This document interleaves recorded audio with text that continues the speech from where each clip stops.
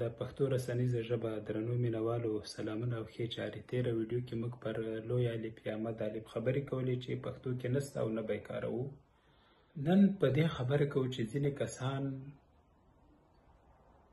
د کلمو د توپیر یا د زور او زبرکې د بیلولو لپاره د عربي زوار زیر یا پیښ کاروي.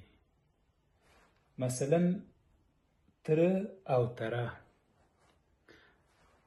دې لپاره چې دا سره بیل کې تره باندې برشیره که په تره باندې حمزه ورکوي، خو که په یو باندې حمزه ورکي مثلا دا تره کې او دا تره کې بیا به تره څنګه لیکي، یا مثلا زړه او زړه کې هم دا کار کوي، بیلوي. خو که چیرې دلته آخر کې ته دا کلمې په دې سره بیلی، بیا تل او تل به څنګه سره بیلی؟ تل چې همیشه ته وایي او تل چې ژور لرې ته وایي یا بیخ ته وایي. یعنې په دې حمزه لیکلو سره زموږ د ژبې ستونزه نه هوارېږي. ژبه یوه کلمه هم نه ده، نه دوه کلمې دي چې ته په دغه سره توپیر کې په عربي حرکتونو سره.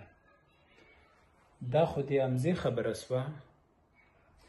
بل ځینې کسان وي مین او مین دا په زور سره بیلوي یا په دوه یګانو سره بیلوي، خو دا هم همدغه شیان لیکل پکار دي. که دې زورونو او زیرونو ته سي، یعنې زموږ ژبه به بیا ټولو له دغه نه ډکېږي، له زور او زیر به ډکېږي. یا مثلا ځینې کسان د دورې په پیښ سره لیکي. اوس خو د دورو کلمه بیخي ډېره سوې ده، خبرونه یې راځي. نو بیا چې پیښ سره لیکي ولې واو سره یې نه لیکي؟ هم یو د عربي یو حرکت څو که کلمه نه ده، خو بیا هم چې ته پوهېږې چې که واو ورنکم څوک به یې ونه پېژني، نو بیا چې عربي حرکت ورکوي وی نه ورکوي، واو ولې نه لیکي چې دورې سي. یا مثلا دورانۍ هم همداسې ده، څوک یې بې واو لیکي څوک پیښ ورکوي. یو ورځ یو خبر کې ما نوم په واو سره ولیکه، دورانۍ نوم، بیا ما ته ملګری وایي چې خلک به یې دورانۍ تلفظوي، دورانۍ به یې نه تلفظوي. مالکه ته همدا استدلال کوي، نو مالکه واو ورنکې بیا درانۍ به یې خلک تلفظوي. نو که ته یو استدلال کوې زه یم در سره کوم. خو دا ډول شیان ډېر په نورو ژبو کې هم شته دي، هغوی زده کوي.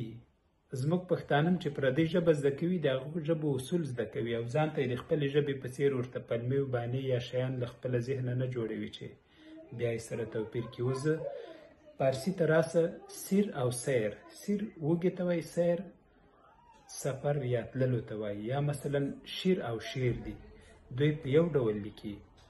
یا انګلیسي هم داسې کلمو نه ډکه ده، اردو ترې ډکه ده. نو چې نورو ژبو کې هم دا شیان شته او زموږ ژبه کې زه وایم دومره نشته لکه نورو ژبو کې چې شته، هغوی چې په یو بل شي نه سره بیلوي. موږ ته هم اړتیا نه ده چې له ځانه لګیا سو یو څه منل سوي هم نه وي او بیلوي.